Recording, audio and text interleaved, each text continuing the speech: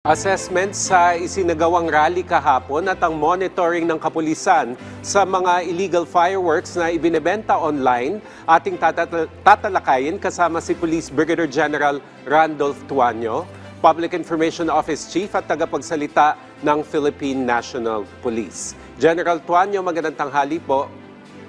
Sir Joey, Mang Weng, magandang tanghali po at mabuhay po kayo. General, ano po yung kabuuang assessment ng PNP sa naging takbo ng rally kahapon? Yes, Sir Joey, napakaganda po na naging turnout ng preparation po ng Philippine National Police at ng DILG sa pangunguna po ng ating SILG, Sir John Vic, at si Chief PNP Nartates Kautusan po ng ating mahal na Pangulo.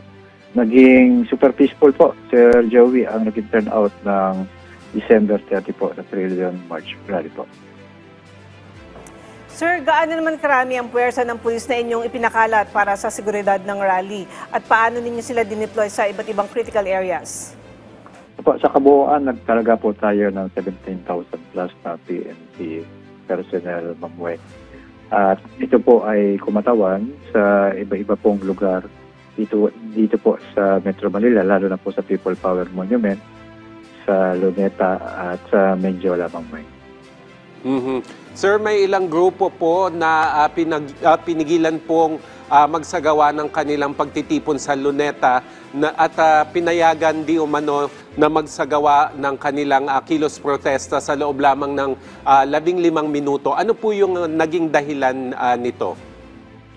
Sa Joey, nais lang po natin linawin na hindi po sila pinigilan na magsagawa ng kilos protesta.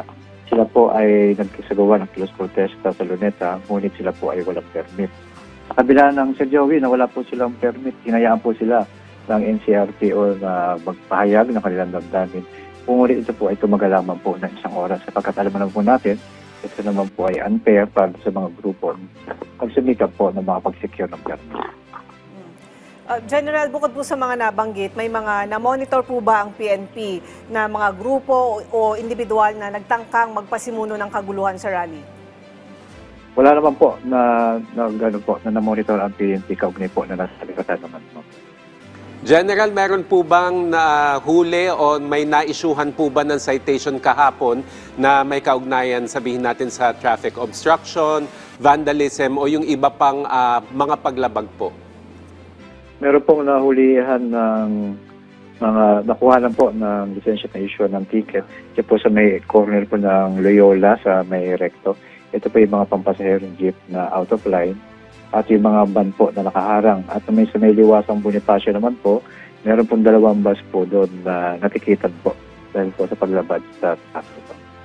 So sir, sa usapin naman po ng illegal fireworks, so matapos tayo sa rally, tayo ay dumako na sa paparating na Pasko at bagong taon, tama. Paano niyo po tinutukoy kung meron pong mga nagbebenta online ng mga fireworks at mga paputok? At habang ginagawa ito, paano sila mahahanap at saka ano po yung ginagawa ninyong pag-aresto or siyempre initially pag-monitor muna?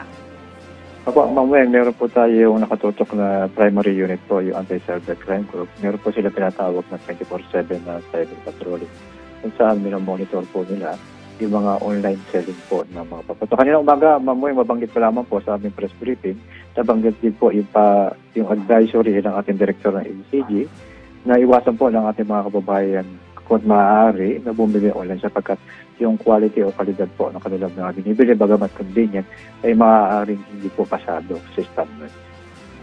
General, sa ano-ano po bang mga platform o social media sites pinakamaraming nagbebenta nitong mga ipinagbabawal na paputok? Sa report po ng ECG, Sir Joey, nakapag-records po sila na sa Facebook po, mayroong 59 on record. Meron po naman yung pinatawag na formerly yung Twitter, yung X. Nakapag-record po sila ng 54 at isa sa yung Spotify. At meron pong latest, Sir Joey po, yung tinatawag nila na TikTok Shop. Ito po yung mga na-monitor nila nagbebenta. So sir, mga ilang operasyon na po yung naisagawa ng PNP laban sa online sellers ng illegal fireworks at ano po yung mga resulta nito? Supposedly, Ma'am Weng, ang official po preparation operations po ng PNP sa December 6. Pero noong November 26 pa lamang po, nakapagsagawa na ng entrapment operations yung ating mga operida, yung cybercrime group po sa Manila Police District, na kung saan po nakahuli po tayo ng 2 tao po doon. Sir, kapag meron pong nahuling nagbebenta at lumalabag po sa regulasyon o sa batas, ano po yung immediate action na ipinatutupad po ng PNP at ano po yung penalty laban sa kanila? Sir Joey, sila po ay makakasuhan sa paglabag ng Section 3 ng Republic Act No. 7183. Ito po yung batas na nagre-regulate ng pagbebenta, pagmamanufacture, distribution po o paggamit ng firecrackers at pyrotechnic devices. At ito rin po, kaugnayan ng batas na ito, may kaugnayan sa Republic Act 10175, yung Cybercrime Prevention Act 2012, Sir Joey. Sir, paano naman po isasagawa yung regular inspections tsaka sa mga lugar ito ipatutupad bukod po sa mga kilalang hotspots tulad ng Bukay, Bulacan? Kayo po ba ay may naka-station na ng mga pulis doon? Apo, Ma'am Weng, ito po ay bukod sa traditional na physical inspection na ginagawa po ng mga territorial unit ng Philippine National Police. Ang dinagdag po natin dyan sa physical inspection, ito nga po yung cyber patrolling para naman po sa mga online seller po na nagbebenta po ng mga paputok. Dahil online na nga po itong bentahan, General, no? So malamang yan sa iba't ibang bahagi po ng bansa ang yung mga kumbaga headquarters o yung mga tanggapan nitong mga nagbebenta. So ano po yung initial assessment o initial findings ninyo? Saan po nagmumula yung mga paputok na ito na ibinebenta sa iba't ibang bahagi ng bansa through online platforms? Opo, ang napansin po natin, base din sa pagkakahuli po natin, ito po yung nagagaling din po sa Bulacan.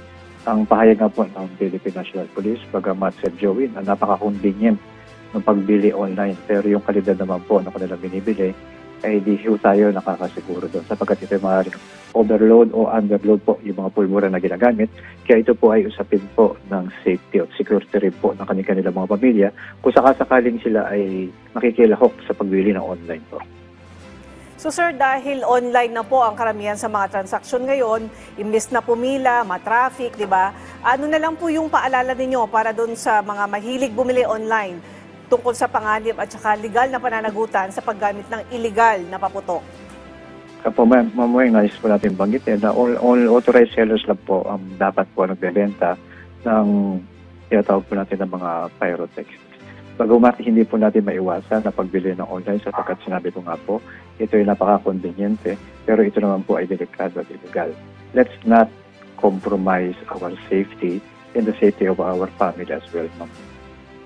General, nasa inyo rin po ang pagkakataon na paalalahanan po ang ating mga kababayan para po sa mapayapang pagdiriwang po ng ating Kapaskuhan at Bagong Taon. Apo, hinihikayat po ng Philippine National Police na ang publiko po ay tulungan po i-report ang mga illegal na online sellers ng paputok. Sapagkat alam naman po natin na ang crime prevention po ay shared responsibility between the police and the community. Kung sakasakali po na may alam sila ng mga illegal na nagbebenta na online sellers, itawag lang po sa Unified 911 hotline. Maraming salamat po. Okay, maraming salamat po sa inyong oras. Police Brigadier General Randolph Tuanyo, Public Information Office Chief at tagapagsalita ng PNP.